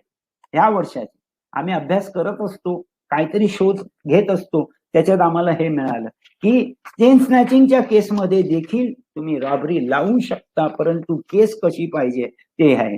विचारात घेतलेले पूर्वीचे गुन्हे हे दुसऱ्या राज्यात नोंदविलेले किंवा अंतिम अहवाल दाखल केलेले संबंधित न्यायालयाने दखल घेतलेली असली तरी त्या सध्याच्या तपासाधीन गुन्ह्यात एमसीयूसी कलमांचा अंतर्भाव करता येतो. म्हणजे काय होते, आता त्यांनी माझ्या हद्दीत रॉबरी केली मुंबईत, त्याच्या अगोदरचे गुन्हे त्याचे युपीचे आहेत रॉबरीचे, तरीही त्या गोष्टींचा विचार करून त्या गोष्टींचा FIR फायनल रिपोर्ट आणि कोर्टाने कॉग्निझन घेतलाय हे धरून सक्षम अधिकारी ह्या मुंबईच्या गुन्ह्याला एमसीओसी लावू शकतात हे त्याच्यावरनं दिसते. म्हणजे काय, फक्त मुंबईतल्या मुंबईतच असेल तरच मला एमसीओसी लावता येते असं नाही, असं सांगणारी ही जजमेंट आहे सुप्रीम कोर्टाची. स्टेट म्हणजे NCT Delhi versus Brijesh Singh alias Arun Kumar and another. जजमेंटची तारीख आहे 9 ऑक्टोबर 2017. हेही तुम्हाला मी द्यायचा प्रयत्न करतो, कारण ही मी मॅडमकडे पाठवलं नाही पुस्तक झालेलं नसल्यामुळे. Criminal appeal number 1750/2017. हे कोणी जर काढून बघितलं किंवा कोणाला आवश्यक असेल तर मीही देईन. हे मी अजून पुस्तक ह्याचं काढलेलं नाही बाहेर, मला थोडे दिवस लागतील, कारण हे फक्त 10 पानांचं पुस्तक झालंय. मला कमीत कमी 25 ते 30 पानांचं करायचं असते. दुसरी एक केस IPC सह पीटा कायद्याच्या कलमांचा अंतर्भाव असलेल्या गुन्ह्यात एनसीओसी कायद्याच्या कलमांचा अंतर्भाव करता येतो. म्हणजे आपल्याला वाटते की पीटा कायद्यामुळे एक कोणतरी हँडलर असतो, कुठच्या तरी बाईला, कुठच्या तरी बिचाऱ्या गरीब बाईला तो इकडे आणतो आणि इकडे आणून विकून टाकतो. हे करणारे ठराविक गँग आहे. एक पुण्याला केस रजिस्टर झाली, एक मुंबईला रजिस्टर झाली, एक आपल्या नाशिकला केस रजिस्टर झाली. तरीही नाशिकवाला जर आपण एकंदरीत अभ्यास केला ह्याचा, तर ती जी वॉन्टेड आहे म्हणून आपल्याला ह्या गुन्ह्यात एमसीओसी कलमांचा अंतर्भाव करता येईल असं ही जजमेंट ह्याच्यात म्हटलेली आहे. पुढे जजमेंट याच्यात मी थोडासा जास्त बोलणार आहे. जास्त म्हणजे मी जरी पोलीस खात्यातून गेलेलो असलो तरी माझ्या रक्तबाकी माझ्या अजूनही पोलिसांचा आहे, की मी अजून आरोपींची बाजू केव्हाच घेतलेली नाही. आता मी मागच्या वेळेला आपल्याला म्हटलं कलम 21(3) अटकपूर्व जामिनाचा अधिकार नाही. नशीब माझं ही जजमेंट आहे 28 November 2018. Chandrakant Vishnu Sawant and another versus state of Maharashtra. Anticipatory bail नाही. परंतु हे शोधताना ही जजमेंटची तारीख आहे 28 नोव्हेंबर 2018. ही जजमेंट शोधताना मला एक जजमेंट मिळाली. भोसरी पोलीस ठाणे पुणे कोण असेल कृपया लक्ष ठेवा, कारण तुमच्या एका जजमेंटमुळे एक कलम निघून जाते. 21(3) जे कलम आहे की अँटिसिपेटरी बेल, आपण 99% ह्याच्यात काही केलं नसेल असं मला वाटते, कारण ते जर केलं असतं तर एवढ्यात तो निकाल लागला असता. Shyam Jalindar Gaikwad versus state of Maharashtra. Anticipatory bail application number 1642/2015. जजमेंटची तारीख आहे 11 डिसेंबर 2015. ह्या केसमध्ये एमसीओसीच्या केसमध्ये अँटिसिपेटरी बेल मुंबई उच्च न्यायालयाने मंजूर केला. मी जर तिकडे असलो असतो किंवा मला जर कोणी सांगायला आलं असतं तर मी निश्चितपणे त्यांना सुप्रीम कोर्टात जायचा त्यांना सल्ला दिला असता. कारण आपल्याला जो कायदा दिलेला आहे 21(3) अँटिसिपेटरी बेल नाही. कॉन्ट्ररी टू लॉ, मी माशीच आपल्याला सांगितलं, कॉन्ट्ररी टू लॉ काय जजमेंट असेल तर ती जजमेंटच नाही. भोसरी पोलीस स्टेशनच्या केसमध्ये जामीन दिला अँटिसिपेटरी बेल आणि आपण फक्त गप्प बसून होतो. माझं काय म्हणणं आहे, पोलिसांनी त्याला अटक केली असती आणि 4 दिवसांनी किंवा 2 दिवसांनी बेल दिला असता तरी मेरिट ऑफ द केस त्याला बेल मिळाला असं मी कदाचित समजू शकलो असतो. परंतु जे कायद्यात लिहिलेलं आहे की नो अँटिसिपेटरी बेल, तरीही ह्या कोर्टाने त्या श्याम जालिंदर गायकवाडला 2015 साली 11 डिसेंबर 2015 निश्चितपणे सांगतो ह्याचा अपील मध्ये गेलेले नसते. आपल्याला काही खर्च नसतो मित्रांनो. एक फक्त प्रपोजल फक्त कोर्टात आपल्या लॉ अँड ज्युडिशियरीला पाठवायचं. Law and judiciary direct supreme कोर्टाच्या पब्लिक प्रॉसिक्युटर ऑफिस मध्ये कळवते आणि ते बेल ऍप्लिकेशन रिजेक्ट होत असते. आता काय होईल की आरोपी जर का कोणी अँटिसिपेटरी बेलला गेला तो काय म्हणणार, ही जजमेंट आहे श्याम जालिंदर गायकवाड 11 डिसेंबर 2015. अँटिसिपेटरी बेल देता येतो. आता मी थोडासा मी रिलॅक्स का झालो की त्याच्यानंतरची ही जजमेंट आहे 28 नोव्हेंबर 2018. अँटिसिपेटरी बेल नाही. त्यामुळे मी थोडासा, कारण काय, कायद्याच्या भाषेत जर बघायला गेलं, पूर्वीच्या जजमेंटला ओव्हररूल झाली असेल, कारण ही 2015ची, हा माणूस आतमध्ये जायला पाहिजे होता असं माझं मत आहे. आपण मेहनत करतो, आपण तपास करतो, डिटेक्ट करतो, पेपर्स बनवतो, खर्च करतो आणि त्यानंतर आरोपी असा ताठमानेने निघून जातो. त्याला काय वाटते, काय केलं माझ्या पोलिसांनी, असं त्याला वाटते. पण त्याला त्याची जागा दाखवून द्यायला पाहिजे. आणि आपण जर सुप्रीम कोर्टात गेलो तर या श्याम जालिंदर गायकवाडला लाखो रुपये, पण माझा अनुभव असा आहे 5 लाख पर डे शिवाय कोणी सुप्रीम कोर्टात उभा राहत नाही. निदान लाखो रुपये त्याला खर्च झाला असता आणि विजय पण आपलाच झाला असता असं मला वाटते.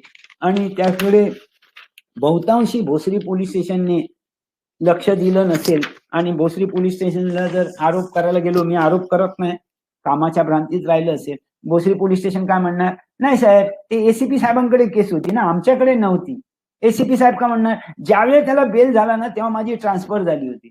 असं चालत नाही मित्रांनो. पोलीस तो पोलीस असो, हा पोलीस असो, सगळे आपण एकच आहोत.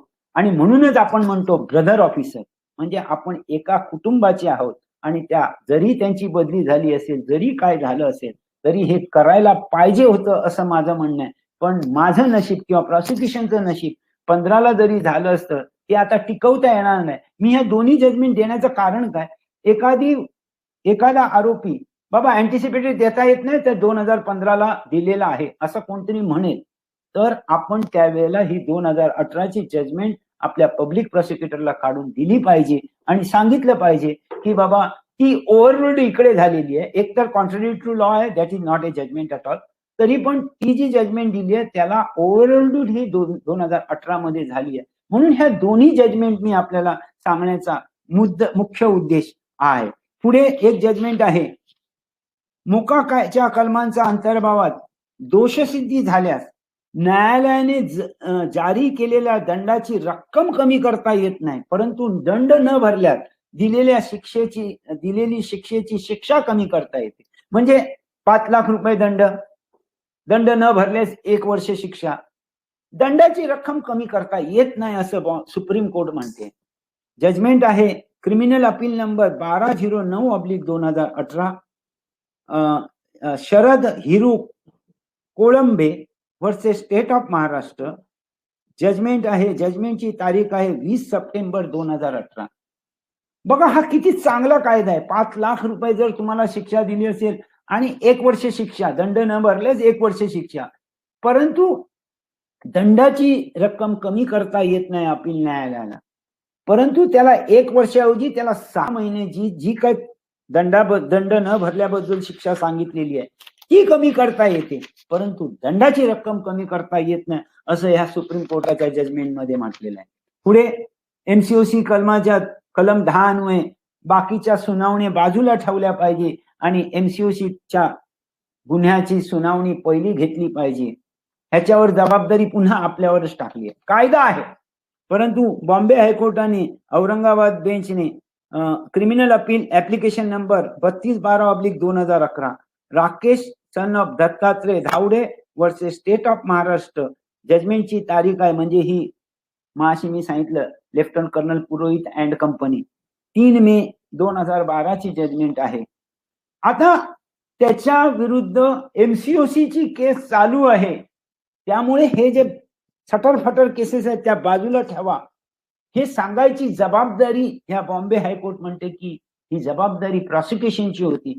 प्रॉसिक्युशनने ट्रायल कोर्टाला म्हणजे मेट्रोपॉलिटन मॅजिस्ट्रेट कोर्टाला सांगितलं पाहिजे होतं की ह्याची एमसीओसीची केस आहे त्यामुळे ह्या केसेस थांबवा इकडे, असं सांगायला पाहिजे होतं असं ह्या जजमेंट मध्ये म्हटलंय. आणि शेवटची जजमेंट आपल्याला सांगतो, नंतर आपला वेळ पण संपत आलेला आहे.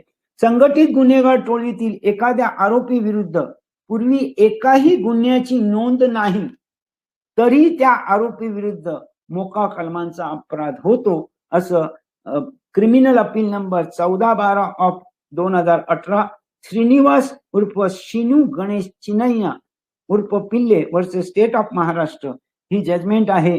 25 जुलै 2019. तर मित्रांनो, याच्या अगोदर मी आपल्याला एक जजमेंट सांगितली होती त्या फिल्म प्रोड्युसरची, ती आता 2006-07 साली गेली. आता मी 2019 ची जजमेंट तुम्हाला दिली. म्हणजे की तुमच्या विरुद्ध जरी गुन्हा नसेल तरी तुम्ही त्याला मदत करताय, म्हणजे तुम्हालाही तो एमसीओसी लागू होतो हे अगोदरही सांगितलं आणि ह्या 2019 मध्ये देखील तुम्हाला सांगितलं. मित्र हो, तुम्ही जर मला बघितलं असेल, मॅडमने मागाशी माझी ओळख करून देताना सांगितलं की महाले साहेबांनी 2013ला व्हॉलंटिअर रिटायरमेंट घेतली, तरीही मी ह्या 2020, 2019, 2018, 2017 हे कशासाठी करतोय? पैशासाठी तर अजिबात नाही. मला एक छंद आहे की मी आयुष्यभर प्रॉसिक्युशनचं काम केलंय.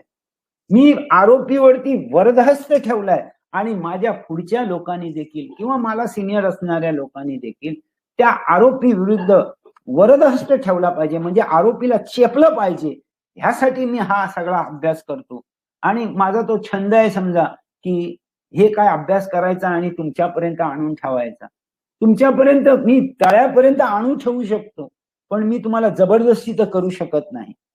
परंतु जे काय मी सांगेन, जे काय 100 लोक आहेत त्यातले 10 लोकांनी जरी मी जे सांगितलं त्याचा विचार केला आणि आचरणात आणलं तरी तो माझा आणि पोलीस खात्याचा विजय असेल असं मला वाटते.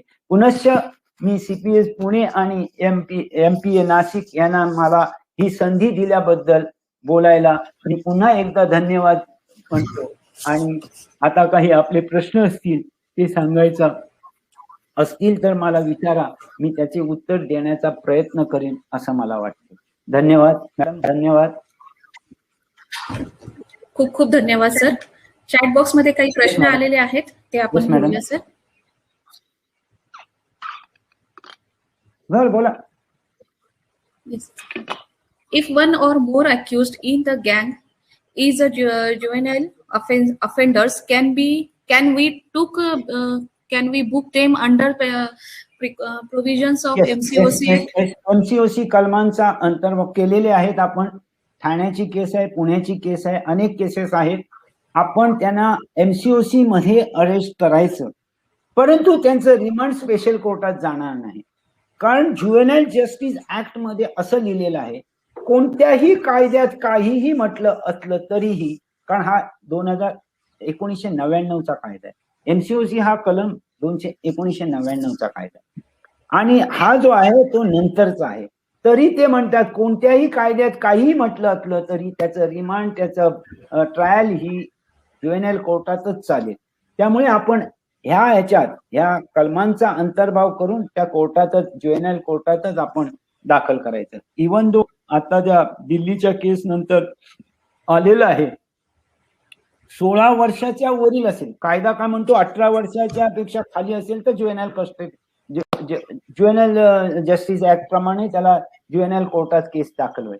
परंतु 16च्या वरती आणि 18च्या आतमध्ये आहे तर मला वाटते आपण ज्युव्हेनाईल कोर्टाला अर्ज करून ह्यांची केस इकडे चालवावी असं आपल्याला करता येईल असं माझं मत आहे.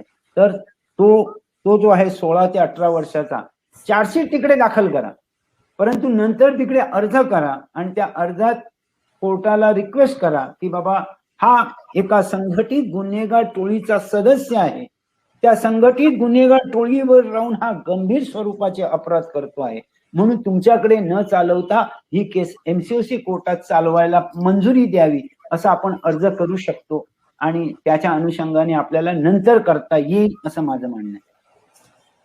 सर, या ठिकाणी भरपूर लोकांनी आपल्याला पीपीटीची मागणी केलेली आहे, तर मी सगळ्यांना सांगू इच्छिते सरांचे पीपीटी आपण देऊ शकत नाही, कारण त्या आधारावर पुस्तक सर रिलीज करणार आहेत. तर तुम्हाला काही माहिती लागेल तर सरांचा मी नंबर आपल्याला चॅट बॉक्स मध्ये सुद्धा दिलेला आहे. बऱ्याच ठिकाणी पीपीटी और तुम्हाला मी नोट्स दिले ना, नोट्स पीपीटी मध्ये मी फक्त पॅराग्राफ नंबर लिहिले आणि नोट्स मध्ये मी त्या पॅराग्राफ मध्ये काय म्हटलं ते पण दिलंय. मला का समजत नाही की पीपीटी का लोकांना पाहिजे. कृपया पीपीटी मागू नका, तो माझा प्रायव्हेट हे आहे असं मी म्हणत नाही. तुम्हाला मी देतोय ना, नोट्स देतोय ना, उलट पीपीटी मध्ये जे आहे त्याच्यापेक्षा विस्तृतपणे या नोट्स मध्ये आहे, विस्तृतपणे पीपीटी मध्ये जे आहे ते आहे. कारण मला ऍक्च्युली कोणावरती आरोप करायचा नाही आहे मॅडम, पण मी एक आपल्याला सांगू इच्छितो, आपण एक MCOCचं लेक्चर ह्याच्या अगोदर अरेंज केलं होतं. माझं काय म्हणणं नाहीये, एक DYSP साहेब होते, मला नाव माहिती आहे, जिल्हा माहिती आहे, सगळं माहिती आहे. त्यांनी हा PPT दाखवला. मी त्यावेळेला अटेंड करत होतो दुसऱ्या एका सर्व्हिंग ऑफिसर बरोबर, आणि मी बघितलं की मी जे लिहिलेलं आहे, मी जे माझ्या नोट्समध्ये किंवा ह्याच्यात तसंच लिहिलेलं आहे. मी जिकडे इंग्लिश शब्द वापरले तिकडे त्यांनी इंग्लिश शब्द वापरले, मी जिकडे मराठी शब्द वापरले तिकडे त्यांनी मराठी शब्द वापरले. सर्वसाधारणपणे जजमेंट कसे येतात, ऑल MR क्रिमिनल, हे माझं सगळं जजमेंट कसं आहे की criminal appeal number so and so, criminal application number so and so, असं कोण देत नाही सहसा, मी ते देतोय. म्हणून त्या अधिकाऱ्याने माझी डुप्लिकेट केली असावी. मी आता डायरेक्ट आरोप करत नाही, पण जर चॅलेंज करत असतील तर मी ते प्रूव्ह पण करू शकतो. आपला त्या संबंध कृपया. Yes sir. Sir, Mahesh Patil सरांनी प्रश्न विचारला आहे, एका आरोपी विरुद्ध मोका न्यायालयातून अजूनपर्यंत चार्जशीट फ्रेम झालेली नाही, परंतु त्याच आरोपी विरुद्ध वेगवेगळ्या न्यायालयात वेगवेगळे खटले चालू आहेत. सदरचे खटले चालविणे न्यायालयास कलम आवश्यक आहे, अगर कसे याबाबत मार्गदर्शन करावे. संबंधित न्यायालयात खटला चालविता असल्यास त्याच्या निर्देशनास कशा प्रकारे आणून द्यावे. अर्जाद्वारे. ते बघा, एक जजमेंट आता मी लेटेस्ट सांगितली की कोर्टाने म्हणजे आपल्या प्रॉसिक्युशनने कोर्टाच्या निदर्शनास आणून दिलं नाही, फक्त एक अर्ज करावा. मी केलाय ते भगत केसमध्ये, मी केलेला आहे की एक अर्ज की ह्याच्या विरुद्ध गुन्हा क्रमांक so and so, special case number so and so, कलम सो अँड सो अन्वये इकडे इकडे चालू आहे, त्यामुळे ह्याची स्थगिती, ह्याची सुनावणी स्थगित करावी ही विनंती. एक अर्ज करायचा आहे, त्याच्यात ती जबाबदारी प्रॉसिक्युशनवर टाकली आहे. आज मी तुम्हाला जजमेंट सांगितली, ती वाटल्यास ती जजमेंट मी आपल्याला नंतर पाहिजे असेल तर देईन. तर त्या जजमेंटनुसार आपली जबाबदारी आहे, आपण फक्त अर्ज करायचा आहे खालच्या कोर्टाला, ज्या कोर्टात चालू असेल त्या कोर्टाला. सर, एक प्रश्न आहे सर, MCOC 23(2) मध्ये अटक आरोपीस पाहिजे आरोपींवर 23(2) ची मंजुरी घ्यावी का? घेतली तर पाहिजे आरोपीस अटक केल्यानंतर त्याच्या विरुद्ध पुरवणी दोषारोपपत्र पाठविणे करिता पुन्हा 23(2) ची परवानगी घ्यावी का? कृपया मार्गदर्शन करा. मी अशी आपल्याला जजमेंट सांगितलं, तो बंड्या मामा, त्याच्यात त्या जयंत पटेल साहेबांनी सांगितलेलं आहे, आज सांगितली, त्यामुळे त्यांच्या लक्षात नसेल. त्या बंड्या मामा त्याला म्हणतात. मी माशी म्हटलं छोटा राजांचा राईट हँड पूर्वीचा, आता हे नाही. त्या आपल्याला त्या ह्याच्यात त्या 2 नंबर नोट्स मध्ये मिळतील. ज्यावेळेला चार्जशीट 23(2) प्रमाणे टाकायची आहे त्यावेळेला त्याच्या विरुद्ध काय पुरावा आहे हे आपल्याला कोर्टाला सांगावं, आपल्या सक्षम अधिकाऱ्याच्या निदर्शनास आणून द्यायला पाहिजे आणि सक्षम अधिकाऱ्यांनी त्याची सँक्शन द्यायला पाहिजे, असं त्या जजमेंट मध्ये म्हटलंय. बघा, बंड्या मामा म्हणून जजमेंट आहे, उर्फ नाव. सर, शरीराविरुद्धच्या गुन्ह्यात इतर फायदा असल्यास MCOC कलमा अंतर्गत करता येईल का? तसेच इतर फायदा यावर आणखी प्रकाश टाका. इतर फायदा तुम्हाला मी एक जजमेंट दिली आहे गेल्या लेक्चरला. बॉम्बे हायकोर्टाने इतर फायद्याबद्दल काय म्हटलेलं आहे, Devendra Baburao Jagtap versus state of Maharashtra, ह्याच्यात त्यांनी डिटेलमध्ये सांगितलंय. नोट्स तुम्हाला मिळाल्या असतीलच. म्हणजे पॉलिटिशियनने मर्डर बाय हे आहे असं त्यांनी 5 उदाहरणं दिली आहे, परंतु 6व्या ह्याच्यात ते काय म्हणते, this could be some of the few illustration which may come in the terms other advantage, there can be many more. आता ही बेबी आपल्या हातात दिलेली आहे, आपण आता ते अदर ऍडव्हान्टेज मध्ये कसं काय बसवायचं किंवा कोणते येतील हे त्या केस आणि ह्याच्यावरती प्रत्येकावरती डिपेंड राहील, कसं तो विचार करतो. या देवेंद्र बाबूराव जगतापची जजमेंट वाचा, म्हणजे आपल्याला लक्षात येईल.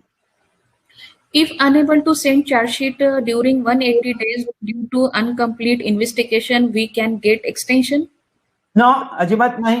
मॅक्झिमम 180 दिवसानंतर तुम्हाला हे होत नसेल तर तुम्ही चार्जशीट टाकून द्या. म्हणजे सँक्शन जेवढ्या दिवसाची आपल्याला परमिशन मिळेल तेवढी टाकून द्या चार्जशीट, आणि फर्दर इन्व्हेस्टिगेशन 173(8) प्रमाणे तुम्हाला करायचा अधिकार आहे की. आता बघा, ह्याला तरी 180 दिवस आहेत तुम्हाला. 180 दिवस म्हणजे काय कमी नाही झाले. आम्ही 26/11ची केस एवढ्या 12 केसेस रजिस्टर झालेल्या असताना आम्हाला 90 दिवसात टाकावी लागली, कारण त्याच्यात एनसीओसी नव्हता. आम्ही 90 दिवसात चार्जशीट टाकून दिली 11,350 पानांची. नंतर आपण पुन्हा 1 महिन्याच्या कालावधीत पुन्हा 1,500 पानांची टाकली. आपण टोटल 4 सप्लिमेंटरी चार्जशीट दाखल केल्या. 4 सप्लिमेंटरी. तुम्हाला कोणी थांबवलेलं नाही आहे. 179व्या दिवशी टाकून द्या आणि 180 दिवसानंतर तपास चालू ठेवा ना, आणि नंतर ज्या वेळेला तुमचा तपास पूर्ण होईल तेव्हा सप्लिमेंटरी चार्जशीट टाकून द्या. 173(8) वाचा, 173 वाचा, तुम्ही बारीकतेने वाचा, म्हणजे तुम्हाला लक्षात येईल काय करता येईल. 180 दिवसानंतर अजिबात नाही मिळणार. Sir, Kisanlal versus state of Gujarat judgment काही माहिती मार्गदर्शन करावे. हो, Kisanlal versus state of Maharashtra, state of Gujarat मध्ये त्यांनी 498 ची केस आहे ना ती. Yes sir. नाही, जर सुटली नाही, जर अॅक्यूज ऍक्विट झाला तर तुमच्या विरुद्ध आणि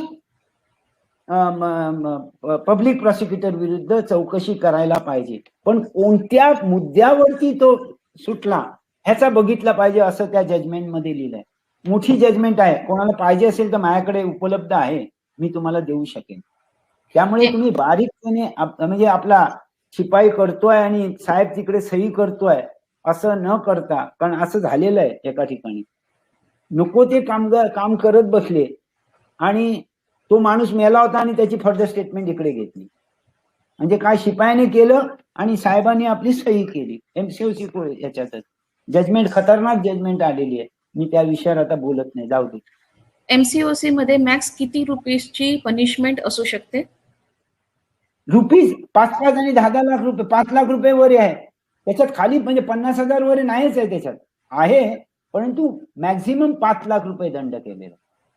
लाईफ इम्प्रिझनमेंट जसा गुन्हा असेल तसं, परंतु 5-5 लाख रुपये, माझ्या तरी केसेसमध्ये 5-5 लाख रुपये दंड झालेले आहेत, इन्क्लुडिंग छोटा राजनला त्या जेडे मध्ये 5 लाख रुपये, इव्हन दो आपला फरीद तानाच्या केसमध्ये 5-5 लाख रुपये. एका कलमांमध्ये 5 लाख होते, लक्षात ठेवा. एका कलमामध्ये, ह्या कलमामध्ये 5 लाख, ह्या कलमामध्ये 5 लाख, एकेकाला 20-20, 25-25 लाख रुपये दंड झालेला आहे. कुठून आणणार ते? आणि आणले तरी दाखवणार कुठून? कारण काय, तुम्ही जर 25 लाख भराल, एखाद्या केसमध्ये 5-6 आरोपी आहेत, 5च्या 5 कन्व्हिक्ट झाले, 25-25 लाख रुपये समजा तुम्ही भरले, 20 लाख रुपये भरले, मी दुसरा एक अर्ज सरळ इन्कम टॅक्सला पाठवणार आणि 20 लाख आणले कुठून, त्याची चौकशी व्हावी म्हणून. त्यांचा हात धुवून मागे लागलं पाहिजे. बरोबर. आमच्या एका आरोपीला, त्या भगत केसमध्ये एका आरोपीला टेंडर ऑफ पार्डन होत होता. एका आरोपीने सांगितलं, तू टेंडर ऑफ पार्डन होऊ नको, म्हणजे माफीचा साक्षीदार होऊ नको, मी तुला 1 करोड रुपये देतो. मला आरोपी सांगत आला, साहेब असं आहे, कस्टडीतच होता. मी मागवून घे, मागवले, आले पैसे देताना आम्ही पकडला. हिने काय घेतलं, हे माझे, मी ताबडतोब कोर्टाला अर्ज केला की हे पैसे बँकेत ठेवायला परमिशन द्या, कोर्टाच्या नावाने. कोर्टाने परमिशन दिली. मी दुसरा अर्ज केला इन्कम टॅक्सला की हिने 1 करोड रुपये 2 तासात आणले कुठून, ह्याची चौकशी करा. तिने इन्कम टॅक्सला लिहून दिलं, माझे पैसेच नाहीत. हे पोलिसांनी खोटं हे केलेलं आहे माझ्यावरती आरोप, हे 1 करोड मी दिलेच नाही. आता ते निकाल काय व्हायचा आहे तो नंतर होऊन द्या, अजून झालेला नाही निकाल. मी ताबडतोब ते आता इन्कम टॅक्सकडनं मागवलं आणि ज्या वेळेला मी कोर्टात उभा राहीन त्यामुळे हिचा डिफेन्स हा आहे. हे बघा, आता हे सरकार जमा व्हा, सुटणार तर नाहीये ती, कारण पंच व्यवस्थित आहेत, कंप्लेनंट व्यवस्थित आहे, सुटणे फार कठीण आहे. जरी चुकून जर सुटली तरी 1 करोड रुपये तरी शासनाचे झाले. ही गोष्ट 2011ची. 2011ला मी 1 करोड रुपये जमा केले, ते आता बँकेत आहेत कोर्टाच्या नावाने. 2011 पासून 2021 निश्चितपणे आतापर्यंत त्याचे डबल, म्हणजे 1 करोडचे 2 करोड, 2 करोडचे 4 करोड, म्हणजे 3-3.5 करोड तरी सहज झाले असतील केसचा निकाल लागेपर्यंत. 3.5 करोड तिचे तरी गेले, आपल्या शासनाला तरी मिळाले, ह्याच्यात मी आनंद मानेन. शिक्षा लागली तर अत्यानंद होईल, आणि जर शिक्षा नाही लागली तर ह्याच्यात तरी मी 3 करोड मी शासनाला जमा करू शकलो, याचा आनंद. असं तरी करा ना, हे पण आपण करायला पाहिजे. हे नाही पुढे कोणत्या कलमान्वये इतर केसेसच्या ट्रायल थांबवण्याबाबत संबंधित कोर्टाला कळवायचे आहे? सांगितलं ना, आजही सांगितलं, जजमेंट पण सांगितली. तसेच जजमेंट त्याच्यानंतर कळेल. हा, तसेच एमसीओसीचा तपास करणाऱ्या एसीपीने तो रिपोर्ट सादर करावा की मूळ सदर गुन्ह्याचा तपासी अंमलदारांनी तो मूळ रिपोर्ट सादर करावा? म्हणजे ऍप्लिकेशनसाठी to Yes. Apply the MCOC act, ज्यांनी तपास केलेला आहे त्यांनीच करायला पाहिजे. त्यानंतर डीआयजी किंवा त्यापेक्षा वरिष्ठ अधिकारी जे ऑर्डर देतील ते एसीपी साहेबांना मार्क करतील की तुम्ही तपास करा. रिपोर्ट हा आयओनीच करायला पाहिजे. आयओ कन्क्लुजनला येतो की this is a fit case for applying MCOC. तो तपास करता करता त्याला लक्षात येते की ह्यांनी याच्या अगोदर 2 गुन्हे केलेले आहेत वगैरे. प्रपोजल हे आयओनीच पाठवलं पाहिजे, एसीपी पाठवणार नाही. मूळचा आरोप आयओ जर एसीपी असेल तर बटण्याच्या एसीपी साहेब पाठवतील, परंतु मूळ सब इन्स्पेक्टर जर असेल, तपासी अधिकारी 387 ची केस घेतली, मी सब इन्स्पेक्टर आहे, 387 ची मी केस घेतली, माझ्या तपासाच्या दरम्यान लक्षात आलं की अरे ह्याच्या विरुद्ध अशा केसेस आहेत, ह्याच्या विरुद्ध दोषारोप पत्र गेलेले आहेत, कोर्टाने कॉग्निझन घेतलेलं आहे, मग मी प्रपोजल पुटअप करणार. मग डीआयजी किंवा त्यापेक्षा वरिष्ठ अधिकारी हे एसीपी ला आयओ म्हणून नेमते. That is a procedure. Okay sir, मगाशी 23-2 बाबत जो प्रश्न विचारण्यात आला होता त्याच्यामध्ये प्रश्न अजून विचारण्यात आलाय की सर 23-2 प्रमाणे अटक आरोपीवर आपण मंजुरी घेतो, त्याच वेळी पाहिजे आरोपीवर सुद्धा मंजुरी घेतली जाते का? हो हो हो हो हो. त्या बघा, तुम्ही ब्रीफ फॅक्ट्स ऑफ द केस लिहिणार. आरोपी नंबर 1 याने फोनने धमकी दिली, आरोपी 2 हा चाकू घेऊन तिकडे गेला, आरोपी नंबर 3 ह्यांनी पैसे स्वीकारले. ह्या ब्रीफ फॅक्ट्स आपल्याला सगळ्या घ्यायला पाहिजे. आपलं चार्जशीट टाकायची परमिशन जे ऍडिशनल डीजी साहेब देणार, ह्या सगळ्या गोष्टींचा विचार करून तो देणार. समजा आता छोटा राजांचं उदाहरण घ्या ना. छोटा राजांचा परदेशात होता, तो लहान म्हणजे बचकंड्या पोरांना पाठवत होता ज्याच्या विरुद्ध केसच नाहीये. मग मला ह्यांच्या विरुद्ध फक्त परमिशन मिळू शकणार नाही. मी छोटा राजांचे ऍक्ट काय आहेत ते माझ्याकडे मी म्हटल्यानंतरच मला सँक्शन मिळणार आहे, कारण तो संघटित गुन्हेगार टोळीचा म्होरक्या तो आहे, त्याच्या विरुद्ध 2 चार्जशीट आहे, त्याच्या विरुद्ध कॉग्निझन घेतलेला आहे 2 चार्जशीटचा. त्यामुळे तुम्ही सगळं मेन्शन करून द्या सक्षम अधिकाऱ्याला. सँक्शन तो ह्या दोघांना देणार, म्हणजे त्या केसला देतो. परंतु ते माशी सांगितलं बंड्या मामाच्या केसमध्ये, त्याला नंतर जेव्हा तुम्ही पकडाल तेव्हा पुन्हा तुम्हाला प्रपोजल चार्जशीट टाकण्यासाठी बाबा ह्याच्या विरुद्ध हा पुरावा आहे म्हणून आम्हाला ह्याच्या विरुद्ध देखील एमसीओसी कायद्यान्वये कलमांचा अंतर्भाव असलेल्या गुन्ह्याचं दोषारोप पत्र दाखल करायला परमिशन द्या, हे तुम्हाला त्यांना द्यावंच लागेल. ओके सर, त्या जजमेंटनुसार. वेळ जास्त झालेला आहे त्यामुळे आता आपण काही प्रश्न इथे थांबूया. सरांचं मी परत एकदा स्लाइड मध्ये सरांचा मोबाईल नंबर मी दाखवते आहे. हो, कोणालाही एक लक्षात ठेवा, हा जुना नंबर आहे, हा केव्हा लागत नाही. मी आता नंबर सांगतो, मॅडम तुमच्याकडे पण असेल, आपण ज्याच्या आपण येस सर, मी ग्रुपमध्ये. Yes sir. हो, तो जरा 877 माल नंबर विसरलो, 877 9939 हा, तो तुम्ही मॅडम तो जरा द्या, कारण हा नंबर बऱ्याच वेळा लागत नाही, तो लागतो पटकन. 877 89 आहे ना? 99 हा 9939 203.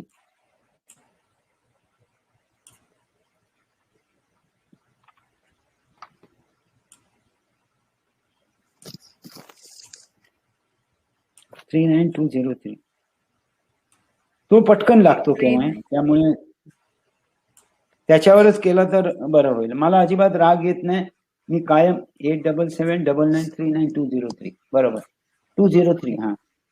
हा सरांचा नंबर आहे 8779939203. मी ग्रुपमध्ये सुद्धा शेअर केलेलाच आहे, चॅटबॉक्स मध्ये दिसतोय. मला प्रॉसिक्युशन साठी कृपया आरोपीला कसं वाचवायचं हे प्रश्न असतील तर कृपया मला संपर्क साधू नका.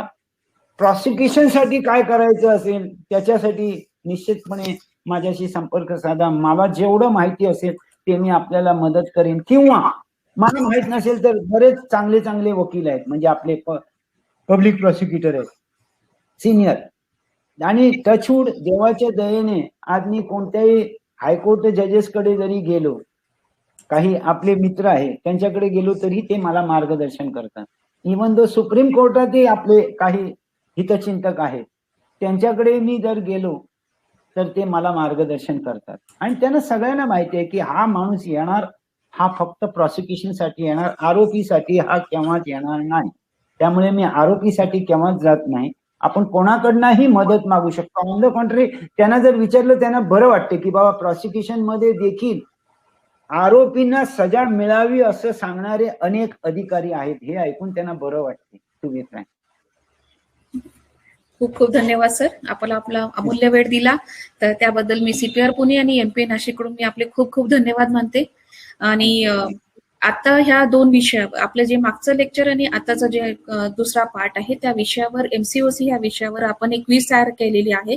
ही क्विज साधारणतः 2 ते 3 वाजता तुम्हाला रिलीज केली जाईल. क्विज तुम्ही सॉल्व्ह करा. CPR पुणेकडून आपल्याला एक सर्टिफिकेट सुद्धा दिले जाईल. त्याबद्दल तुम्हाला लिंक तुमच्या मेल ID वर आणि आपल्या वेबिनार ग्रुपवर सुद्धा आपल्याला प्राप्त होईल. तर आणि ग्रुप मेसेजेस मी वाचते आहे, त्यामध्ये सगळ्या वेबिनार ग्रुपमध्ये कसं ऍड होता येणार याबाबत प्रश्न विचारण्यात आलेले आहे. तर जो आपला मेसेजेस असतो त्यामध्ये माझा मोबाईल नंबर सगळ्यांकडे आहेच. ज्यांना ग्रुपमध्ये ऍड व्हायचं आहे त्यांनी प्लीज मला मोबाईल नंबरवर मेसेज टाका, त्यांचा आय कार्ड आणि त्यांची नेमणूक टाका, जेणेकरून मी त्यांना ग्रुपमध्ये ऍड करू शकेल. मी परत एकदा सर्व अधिकारी आणि अंमलदारांचे धन्यवाद मानते आणि परत सरांचे सुद्धा मी इथे खूप खूप धन्यवाद मानते. आणि हा वेबिनार इथे संपलेला आहे, मी असे जाहीर करते. Thank you sir. Thank you ma'am. Thank you ma'am. Thank you.